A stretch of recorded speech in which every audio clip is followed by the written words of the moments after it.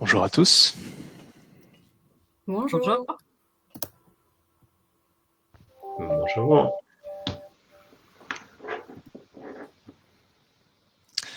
On va attendre peut-être juste une petite minute pour que les personnes dernière personne se connecte.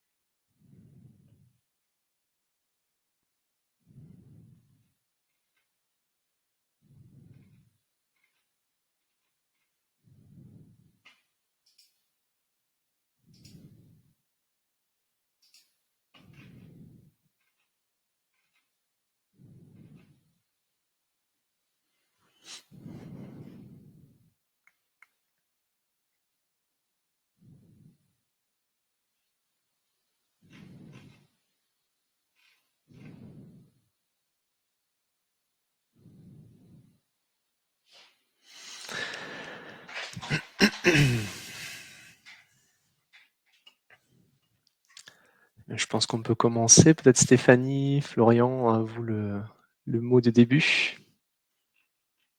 Ça marche. Merci beaucoup. Bonjour à tous. Stéphanie Lacarrière, je suis la directrice exécutive du GCS Achat Nouvelle-Aquitaine. Et mon homologue breton. Bonjour à tous, Florian Vinclair, directeur du GCS Achat Santé Bretagne. Je te laisse dire un mot, Stéphanie, tu veux introduire, puis Ouais, si tu veux. ça marche. Merci. Avec Florian, nous avons rencontré sur un salon la société Reliance et en l'occurrence Hélène Pham, qu'on remercie chaleureusement de nous avoir accompagnés jusque-là.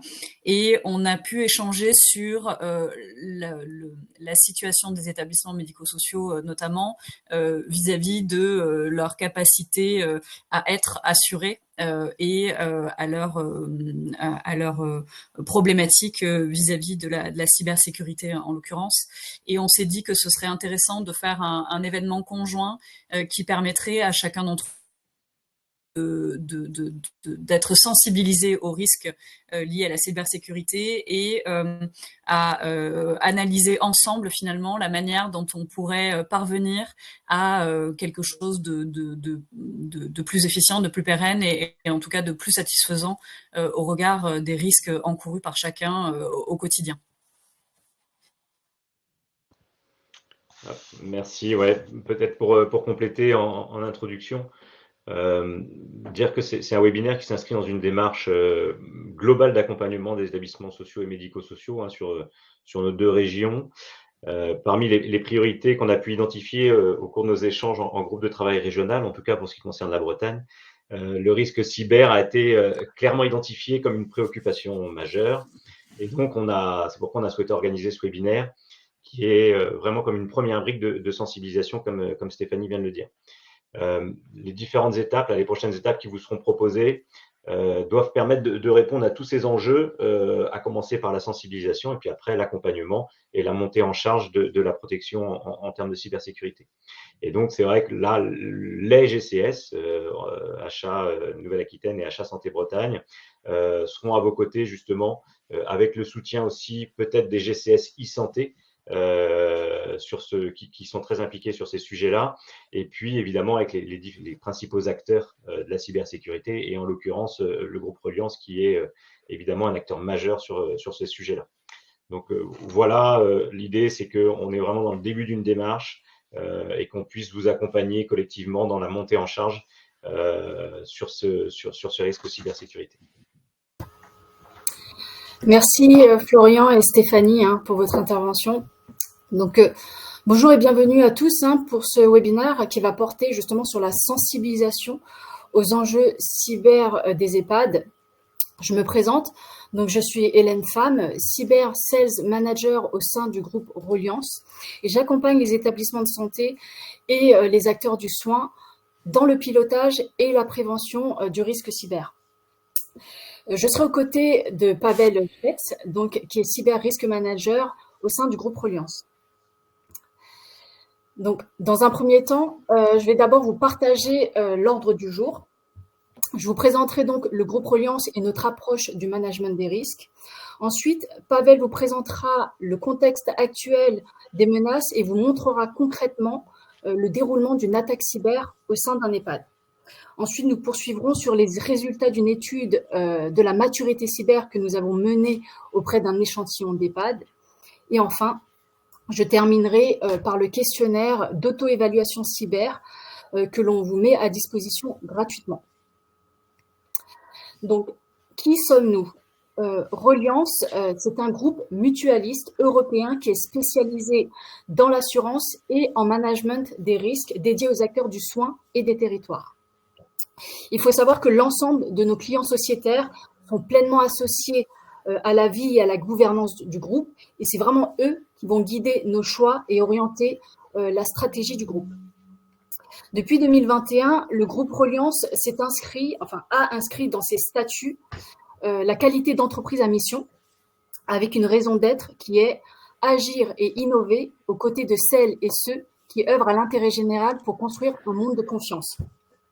On s'est fixé des objectifs sociaux et environnementaux, dont l'un des objectifs est justement de sécuriser et vous permettre la continuité de l'activité de nos sociétaires et des clients.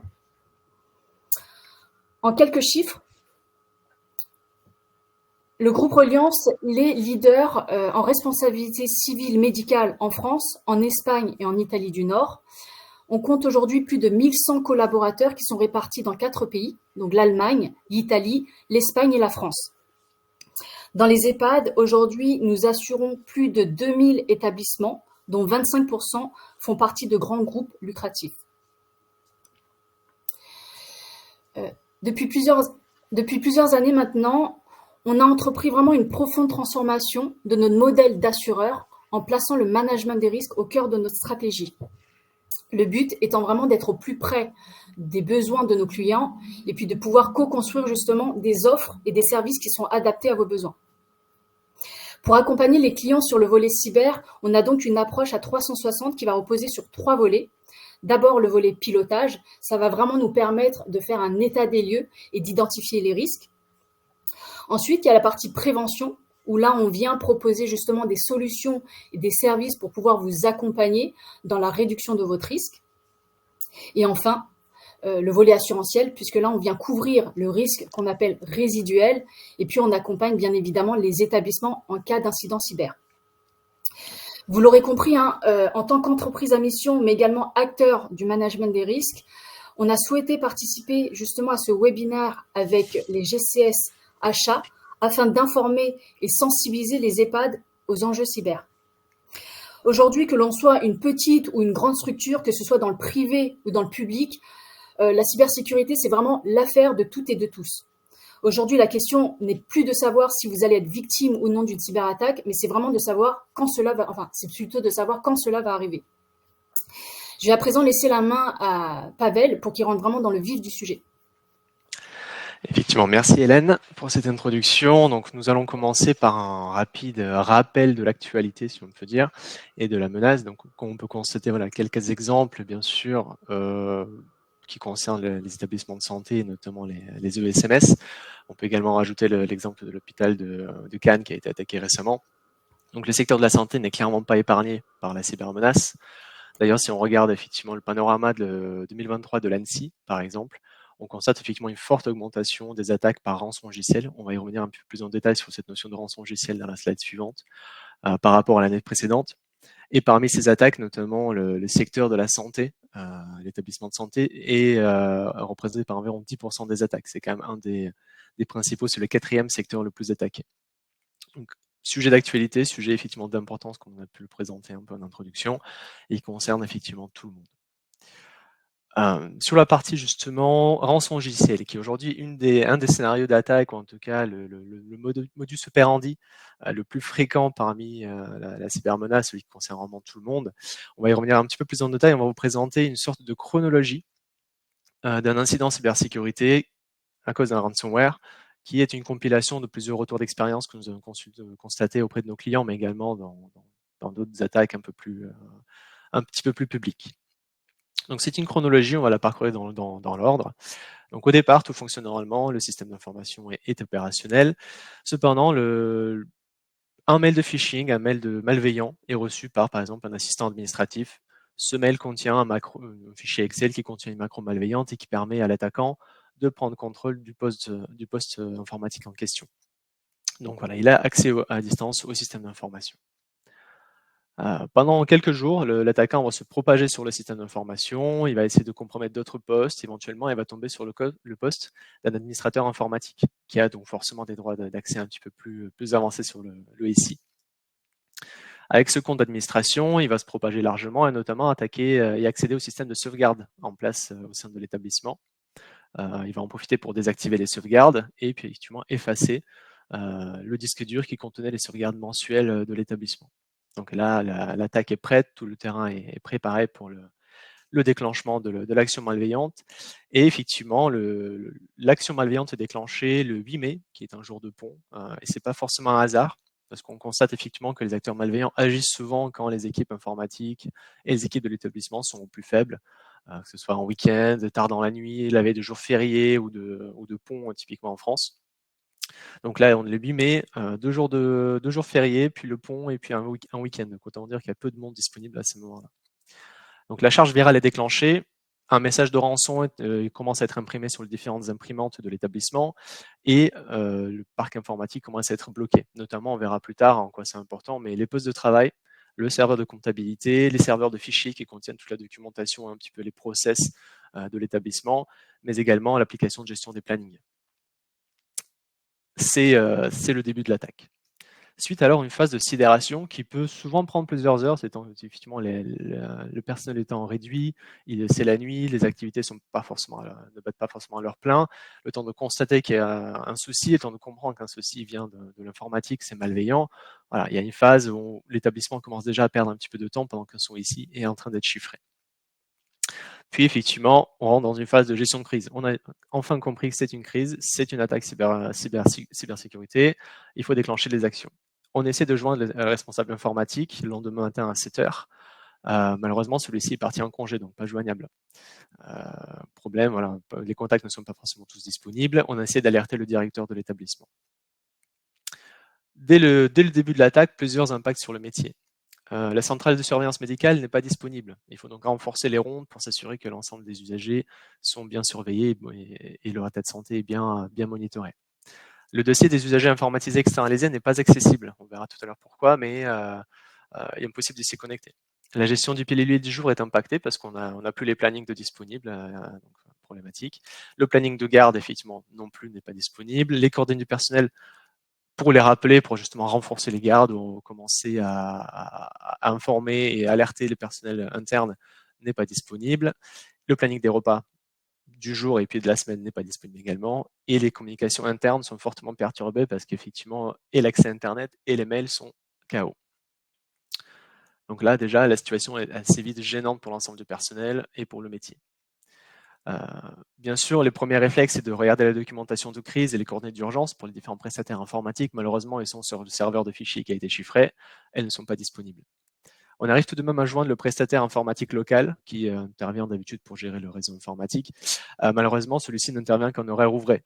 Donc, il ne sera pas disponible avant le vendredi, au mieux. Problématique encore une fois. Donc là, la première journée est vraiment passée en mode crise, on ne sait pas trop quoi faire, on ne sait pas qui contacter, comment se débrouiller. Le responsable informatique n'est pas disponible, c'est la problématique. À J+1, donc le lendemain, première bonne nouvelle, on arrive à débloquer l'accès DUI qui est du coup externalisé, mais seulement depuis les équipements personnels. Donc là, attention en termes de vie privée, de confidentialité, c'est vraiment pas une bonne pratique, mais les soins doivent continuer, donc on fait comme on peut en situation de crise. En parallèle, effectivement, le directeur de l'établissement a pu joindre l'ARS qui préconise un prestataire, un partenaire pour intervenir dès le lendemain matin. Donc deuxième journée, les EHPAD et l'informatique, toute la partie informatique est complètement paralysée. Toutes les actions de soins, de surveillance, de préparation se font manuellement. Donc à J+2, donc au bout de 2 jours, l'accès DUI est dégradé, toujours pas accessible entièrement et seulement depuis quelques équipements ramenés par le personnel depuis leurs équipements personnels. Le planning de la blanchisserie n'est pas disponible, donc on commence à manquer de stock en termes de draps et de renouvellement l'ensemble de ces outils. Le planning de livraison de la cantine est KO également. Donc là, on commence à avoir des ruptures de stock pour préparer les repas, tout simplement. Le standard téléphonique est surchargé, car c'est effectivement le seul moyen de communiquer au sein de l'établissement et avec l'établissement, les emails étant toujours non disponibles. On constate également les premières sollicitations de les familles et de la presse qui a eu vent qu'effectivement un incident a eu lieu au sein de l'EHPAD. Et on a également des perturbations pour échanger avec le prestataire qui s'occupe des examens médicaux, effectivement toutes les analyses, etc. À J+2, effectivement, le prestataire préconisé par l'ARS intervient et déclenche les premiers gestes de secours. Alors, sachant qu'effectivement la documentation n'étant pas disponible, toute la partie cartographie, mode opératoire, etc., tout doit être reconstruit un petit peu de zéro, donc ça prend beaucoup de temps. Il amène cependant avec lui quelques postes de travail dédiés, donc ça permet de faciliter le travail de certains services. À J+4, donc une journée se passe où le prestataire est en train d'agir, mener ses gestes techniques. On a pu reconstituer partiellement l'annuaire, donc on a pu alerter et gérer les plannings de façon manuelle, alerter le personnel pour les faire intervenir, etc. Les stocks de la cantine sont gérés manuellement, ainsi que la blanchisserie et les piluliers. Par contre, on constate effectivement que le fait que tous ces soins, toutes ces activités sont menées hors ligne, une forte accumulation de traces papier qu'il faudra effectivement résorber à un moment donné pour retrouver le fonctionnement nominal. Le prestataire également, dans son enquête, constate qu'une perte de données complète est estimée à 1 mois. Donc 1 mois de données de l'établissement sont complètement perdues et inaccessibles. Un point important qu'on verra un petit peu plus tard. J+4, donc on continue, donc déjà presque une semaine de travail qui s'est écoulée. Les premiers services informatiques essentiels sont restaurés. Donc on va dire que 20% du système d'information est dorénavant opérationnel. Ça permet de relancer quelques activités, de faciliter le fonctionnement quotidien. À J+7, donc une semaine après le déclenchement de la charge virale, notre problématique se fait, l'équipe paye doit préparer la paye du mois et notamment prendre en charge les heures sup qui ont été nécessaires pour gérer cette crise, pour pouvoir répondre à cette crise-là. Donc la complexité, l'application de paye n'est pas disponible, n'étant pas l'application critique. On constate également, d'un point de vue RH, une surcharge de personnel. Ça demande forcément plus de temps de faire des actions manuellement, de tracer l'ensemble des actions sur papier, de ne pas avoir accès aux outils de communication. Voilà, une certaine charge de travail côté RH. Et la gestion des stocks côté pharmacie est toujours perturbée parce que l'éditeur de la solution d'inventaire n'est pas très réactif et ne se montre pas coopératif pour la restauration du service.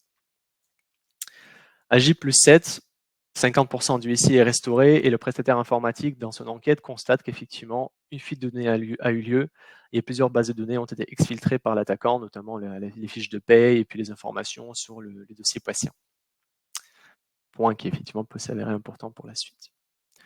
Voilà, on continue dans cette démarche, puis au bout de 15 jours, effectivement, on constate qu'il y a quand même une forte amélioration. Par contre, effectivement, le SI est restauré, l'ensemble des services jugés essentiels, pas tous. Les postes de travail sont de nouveau disponibles parce que le prestataire informatique a pu délivrer de nouveaux postes de travail, les réinstaller, les remettre en état. Par contre, effectivement, certaines applications un peu historiques n'ont pas pu être restaurées, ce qui va nécessiter dans les semaines à venir de travailler sur le déploiement d'une nouvelle solution et puis de former le personnel sur cette solution-là. Donc l'action n'est pas encore remise.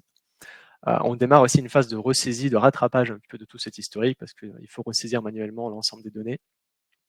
La paye du mois n'est réalisée sans prise en compte des heures sup, parce qu'effectivement, les équipes paye n'ont pas pu les gérer et les intégrer aux payes. Et effectivement, la perte de données historiques, la fameuse perte de 1 mois, impacte quand même longuement certains autres services, notamment par exemple l'absence de 1 mois de mail. Ça peut être assez problématique pour échanger, pour rattraper un peu l'historique des derniers échanges. Donc là, on constate effectivement, sachant qu'à J+15, on est vraiment dans une phase de on commence à sortir la tête de l'eau, on n'est clairement pas à restaurer, on n'est clairement pas à 100% opérationnel, il y a quand même des choses encore à rattraper. On estime qu'en moyenne, ce genre d'incident dure sur la phase de restauration vraiment active entre 1 mois à 3 mois, et après les impacts ressentis sur le personnel, sur la remise en place du SI complètement en mode opérationnel, ça peut prendre jusqu'à 1 an, voire plus, pour des très grands établissements. Sachant qu'effectivement, on l'a mentionné, il y a également une notion de fuite de données. Donc, comme on a pu le voir pour les derniers exemples d'attaques sur, par exemple, l'hôpital d'Armentières ou de Cannes, la fuite de données constitue également une sorte de moyen de négociation supplémentaire parce qu'elles peuvent être divulguées, parce qu'il y a des données sensibles de paie, de données personnelles, carte bancaire par exemple aussi, les dossiers patients, avec notamment l'historique de traitement, etc. Donc voilà, beaucoup de données sensibles, c'est important à gérer en termes de communication, en termes d'image aussi pour l'EHPAD tout simplement. Et qui montre effectivement qu'une attaque cybersécurité, c'est pas seulement des impacts informatiques, il n'y a pas que la perturbation de telle ou telle application, de telle ou telle fonctionnalité du SI, c'est également des forts impacts sur le métier qui est important de prendre en compte dans la préparation. On va y revenir un petit peu plus tard là-dessus. Et justement, tous ces perturbations ont quand même un coût. Et donc là, je reviens sur notre étude que nous avons menée effectivement auprès d'un échantillon d'EHPAD volontaires. Nous avons réalisé un exercice de quantification pour justement chiffrer le coût d'un incident cybersécurité. On a pris 2 groupes d'EHPAD séparés dans l'échantillon, plutôt des EHPAD de petite taille avec un budget entre 3 et 5 millions d'euros et des établissements un petit peu plus importants avec un budget de 10 à 14 millions d'euros. Pour les premiers, grâce à notre outil de quantification interne, nous avons ces chiffres-là. Donc pour les expliquer, en moyenne, un établissement de santé type EHPAD sera exposé à environ un incident majeur dans l'année. La chance de réussite d'une attaque sur ce type d'établissement est d'environ 85%, donc de forte réussite. Effectivement, on verra tout à l'heure que le niveau de maturité en termes de cybersécurité joue un fort rôle dans ce chiffre-là, ce qui présente une exposition moyenne, c'est-à-dire le coût moyen des incidents cybersécurité pour l'établissement sur l'année d'environ 7 000 euros. Si on regarde un petit peu sur le deuxième groupe d'établissements, ils sont tout aussi exposés, c'est la même typologie d'exposition, les mêmes typologies de systèmes d'information. Cependant, le système d'information est plus important en général, donc plus de surface d'attaque, donc plus de chances de réussite. Le nombre de personnel augmente aussi, donc plus de vecteurs d'attaque potentiels, ça on y reviendra également, ce qui donne une exposition moyenne annuelle d'environ 52 000 euros. Voilà, donc on pourra revenir sur les questions un petit peu à la fin du webinaire, donc n'hésitez pas si vous avez des choses en tête ou des questions à poser là-dessus, vous pouvez les noter et puis on reviendra dessus. Toujours sur cet échantillon d'EHPAD, nous avons aussi voulu savoir, parce qu'au-delà du risque financier, effectivement, tel qu'il est, ce risque financier, comme l'a mentionné Hélène tout à l'heure, peut être pris en charge par l'assurance. Donc on a quand même mené une étude également sur cet échantillon pour connaître le niveau si le niveau de prérequis était atteint pour justement prétendre à une couverture assurantielle. Quand on parle de prérequis chez Reliance, on a deux typologies de prérequis, c'est organisationnel dans un premier temps, donc tout ce qui est autour du processus de la gouvernance, du pilotage de la sécurité au sein de l'établissement, mais aussi des prérequis techniques en termes de contrôle, de mesures de sécurité, de résilience du système d'information, etc.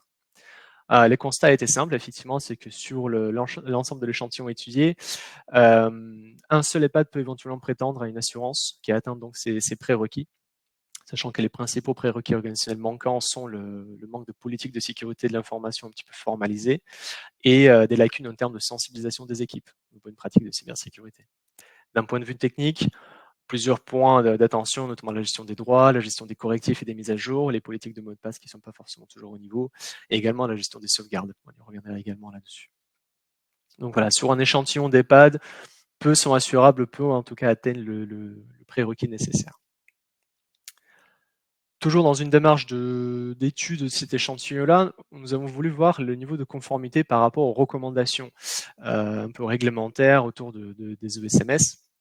Donc pour cela, on a pris le guide de la DGS et le DGCS qui pose un petit peu les 13 questions de base sur le niveau de sécurité des EHPAD. Là-dessus, pareil, plusieurs lacunes sont constatées, notamment la première, et non des moindres, c'est l'absence de sensibilisation, on l'a déjà mentionné. Et effectivement, si on regarde le rapport 2023 de cybermalveillance.gouv.fr, on constate que le facteur humain représente environ 52%, enfin plus de 50% en tout cas, d'incidents, était à l'origine de plus de 52% d'accidents sur l'année 2023. Quand on parle de facteurs humains, c'est effectivement tout ce qui est hameçonnage, le courrier de phishing un petit peu classique. Ça peut aussi être un piratage de compte parce que les politiques de mots de passe sont pas respectées ou que l'hygiène autour des mots de passe n'est pas forcément bonne. C'est de l'arnaque au faux support technique, c'est du spam ou par exemple aussi des faux ordres de virement parce que les personnes ont pris en compte des actions qu'elles n'auraient dû pas. Voilà, 52% d'attaques, c'est quand même important. Le deuxième point d'attention, c'est effectivement l'externalisation. Effectivement, on a constaté que les ESMS ont souvent tendance à externaliser l'hébergement, voire l'administration de leur système d'information, ce qui peut être une bonne pratique si effectivement vous n'avez pas forcément les ressources en interne pour le faire. Attention cependant, nous avons récemment mené justement un exercice pour étudier les différentes conditions contractuelles entre un établissement, un EHPAD et ses prestataires de services informatiques, notamment sur des applications métiers clés. Et on constate effectivement que les niveaux de service où les engagements contractuels en termes de cybersécurité ne sont pas toujours clairs, voire ne sont pas toujours au niveau, tout simplement. Donc là, pareil, faire attention et ne pas hésiter à challenger ces prestataires. Le troisième point, c'est effectivement, comme le disait Hélène, c'est plus une question de savoir si on sera attaqué, mais quand. Donc l'idée, c'est d'être prêt. Et pour être prêt, il faut anticiper. Donc documenter, formaliser un plan de gestion de crise dans un premier temps, mais surtout le tester. Et quand on parle de tester, c'est effectivement faire des exercices. Tout simplement, c'est s'entraîner, faire des simulations d'accidents cyber. Comme on a pu le voir sur la prise tout à l'heure, ça peut impacter des métiers, voir comment les métiers réagissent et ce qu'ils sont prêts à agir le jour J en cas de crise. Puis dernier point, effectivement, les sauvegardes, parce que comme on a pu le voir, la perte de données est un fort impact pour aussi bien la facilité de remise en état du SI, mais aussi à de longs enjeux dans le temps sur le fonctionnement des différents services. Donc l'important, c'est l'intérêt des sauvegardes dans l'ensemble était compris sur l'échantillon. L'ensemble des établissements font de la sauvegarde, ont des sauvegardes en place. Cependant, attention, comme le signale cet article de cyberveille.gouv.fr, les attaquants ciblent les sauvegardes en priorité. Ils ont aussi conscience que c'est un élément clé du système d'information, donc c'est vraiment faire attention, les mettre à l'abri. Alors les mettre à l'abri, ça veut dire quoi? C'est peut-être activer des services d'immuabilité. Certains fabricants de solutions de sauvegarde le proposent. Comme ça, on évite que les sauvegardes soient touchées ou effacées, c'est juste une impossibilité technique. Voir les déconnecter du réseau, par exemple sur des disques durs qu'on déconnecte le soir avant de rentrer à la maison, ou sur des bandes si vous avez un système d'information un petit peu plus important. Voire même considérer une externalisation vers le cloud. Des prestataires de services font de plus en plus ce type de prestations. Attention cependant, voilà, on reste dans une notion de données sensibles, donc on vérifie bien qu'ils sont certifiés HDS, hébergeurs de données de santé, pour s'assurer qu'ils appliquent les bonnes pratiques de sécurité, encore une fois. Donc voilà, un peu de bibliographie pour conclure cette étude. Alors les deux principaux, les trois, celles qu'on vous invite vraiment à regarder de plus près, c'est effectivement le guide de l'ANS, la cybersécurité pour les ESMS en 13 questions. C'est très accessible, très adapté aussi bien à un décideur qu'un responsable informatique, qui va vous aider à donner un peu plus de contexte ou d'informations sur ces bonnes pratiques. Et puis dans un second temps, effectivement, on a parlé de la sensibilisation, elle est très importante, et donc la cybermalveillance.gouv.fr met à disposition un grand ensemble de documentation, de ressources, que ce soit pour de l'affichage au sein de vos locaux, pour faire des campagnes de mails, des quiz, des choses que vous pouvez vraiment mettre en place auprès de vos collaborateurs pour les sensibiliser aux bonnes pratiques et puis surtout les encourager à progresser. On a également parlé effectivement de l'exercice de crise. L'ANS propose des kits d'exercice, donc n'hésitez pas aussi à y jeter un coup d'œil ou en tout cas vous rapprocher de vos prestataires informatiques qui peut-être peuvent vous aider à mettre en place ces exercices dans un second temps. Voilà, d'autres documentations, réglementations, on vous invite vraiment à leur aider de plus près. Tout est accessible, tout est effectivement très bien écrit, que ce soit par l'ANSSI, l'ANS ou les autres entités. Et puis je relaisse du coup la main à Hélène pour conclure cette présentation. Merci Pavel. Pour aller plus loin justement dans la sensibilisation aux enjeux cyber, on a mis en place un questionnaire d'autodiagnostic cyber. C'est un questionnaire qui est simple et qui est gratuit. Il contient 25 questions. Et en fait, ça va vraiment vous permettre, dans un premier temps, de connaître votre niveau de maturité cyber actuel. Et puis, pour ceux qui sont intéressés justement par le côté assurance, vous saurez également votre niveau d'assurabilité. Ensuite, ça va apporter une vision sur votre conformité vis-à-vis des bonnes pratiques qui sont préconisées, notamment par l'ANSSI, l'ANS et puis la DGCS. Et puis enfin, vous allez pouvoir également bénéficier des propositions d'amélioration et de remédiation avec des suggestions de priorisation dans les actions à mener. Parce qu'en fait, on va vous fournir justement ces éléments. Bien sûr, pour Reliance, ça nous permet également d'améliorer la connaissance du marché des ESMS. On a vraiment, comme je vous ai dit tout à l'heure, une volonté d'accompagner les EHPAD dans vos enjeux cyber. Et pour nous, c'est donc essentiel de bien vous connaître, d'identifier vos faiblesses. Et c'est pour ça qu'on a réalisé ce questionnaire d'autodiagnostic. Je l'ai mentionné dans la slide d'ailleurs, seul on va plus vite, mais ensemble on va plus loin. Concrètement... Juste oui. Pour compléter, effectivement, Hélène, effectivement, se poser les bonnes questions, c'est déjà si vous avez, par exemple, des équipes informatiques, vous pouvez utiliser ce questionnaire pour voir un niveau de maturité, mais également pour challenger, par exemple, vos prestataires. C'est aussi une très bonne occasion de leur poser ces questions-là et voir quelles sont les réponses, quels sont les niveaux de maturité sur ce sujet-là. Est-ce qu'ils font bien les bonnes choses sur votre système d'information? Donc, c'est aussi l'occasion de les tester, justement.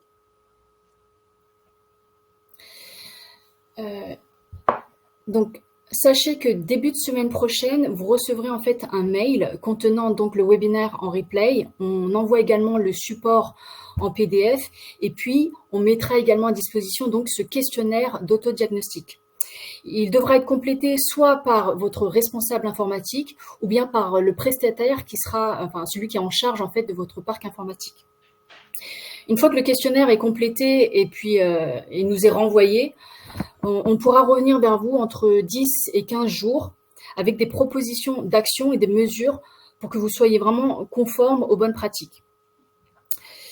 Par ailleurs, je rajouterai que le fait de disposer justement de tous les questionnaires, plus vous êtes nombreux, plus on sera en mesure en fait de consolider tous les résultats et puis d'apporter une vision globale sur l'état actuel de la maturité cyber au GCSHA et ainsi justement identifier les besoins prioritaires.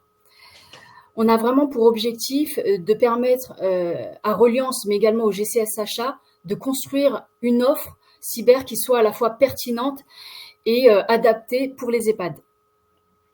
Voilà. Si vous avez des questions, n'hésitez pas, on va y répondre.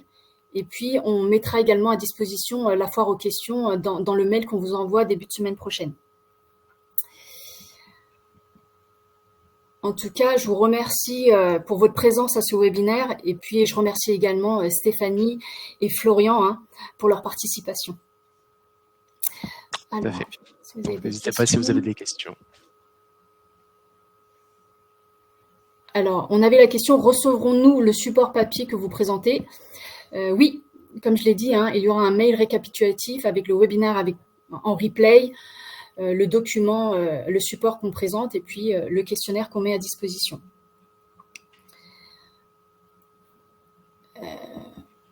Est-ce que vous avez d'autres questions? On va laisser une petite minute ou deux effectivement pour cette partie questions. J'en profite en tout cas pour dire qu'à la fin de ce webinaire, on a mis à disposition également un petit sondage qui comprend 2 questions. Donc n'hésitez pas à y répondre avant de quitter ce webinaire.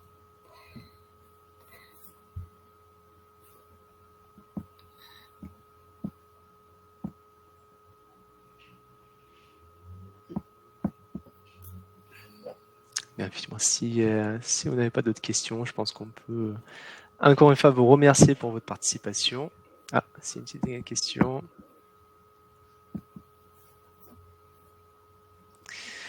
Nous déployons un logiciel dans le cadre de SMS numérique. Quelles sont les questions contraintes d'ordre sécurité cyber que nous pouvons demander? Alors effectivement, c'est une bonne question. On va dire plusieurs catégories de questions. La première, c'est effectivement en termes de réactivité, tout simplement. Vous assurer que les différents SLA, ce qu'on appelle SLA, les délais de réaction du prestataire en question correspondent à vos attentes. Typiquement, par exemple, si on parle d'indisponibilité de cette application-là, à quel point elle est critique pour votre métier, combien vous permettre de temps vous pouvez passer sans cette application-là, et voir si ces délais sont compatibles avec ce que le prestataire vous propose en termes de réactivité. Par exemple, si l'application ne peut pas être disponible de plus d'une journée parce que c'est quelque chose de sensible, mais que le prestataire s'engage à répondre au mieux dans les 4 jours ouvrés, il y a peut-être un point de désaccord sur ces attentes-là, donc il faut faire attention là-dessus, effectivement. D'autres points de sécurité, c'est effectivement, comme on l'a mentionné tout à l'heure, peut-être leur demander quels sont les moyens de sauvegarde, de disponibilité de ces applications-là en place, à quel point les données sont sauvegardées fréquemment, comment elles sont sauvegardées, comment elles sont sécurisées, bien sûr. Vous pouvez également vous poser les questions, en tout cas les interroger un petit peu sur la notion de mise à jour, à quelle fréquence ils vont déployer des mises à jour pour cette application-là. Est-ce que vous avez des choses à faire aussi? Ça, on l'a constaté lors de notre exercice d'évaluation. Certains prestataires indiquent mettre à disposition des mises à jour, mais ils notifient pas forcément le client de la disponibilité de ces mises à jour-là. Donc c'est au client de faire la veille, de s'assurer qu'elles sont disponibles, de les installer sur son parc informatique. Voilà, 2 actions un petit peu à mener de ce côté-là. Et après, ce qui est faisable également, c'est leur demander tout simplement s'ils ont déjà réalisé des audits et leur demander des rapports d'audit. Souvent, ce que peuvent fournir des prestataires dans ce cadre-là, c'est un rapport d'audit management. Donc, vous n'allez pas rentrer en détail, mais ils auront effectivement quelques indicateurs sur si l'application a été testée, si elle est sécurisée, si elle respecte des bonnes pratiques de développement, etc. Donc voilà, c'est vraiment quelques questions que vous pourriez poser. Avec ça, déjà, vous avez une bonne visibilité sur la maturité en termes de cybersécurité de ce prestataire. Après, je vois effectivement c'est un service web, ne pas hésiter aussi à se poser la question de quelles sont les sécurités, les moyens de sécurité qu'on peut mettre en place pour accéder à cette application. On parlait tout à l'heure de la bonne gestion des mots de passe, l'activation du multifacteur pour l'authentification par exemple. Est-ce que l'application est compatible avec ce type de solution, surtout si elle héberge des données sensibles, des données de santé. Voilà, c'est une autre interrogation qui montrera une maturité supplémentaire de ce fournisseur.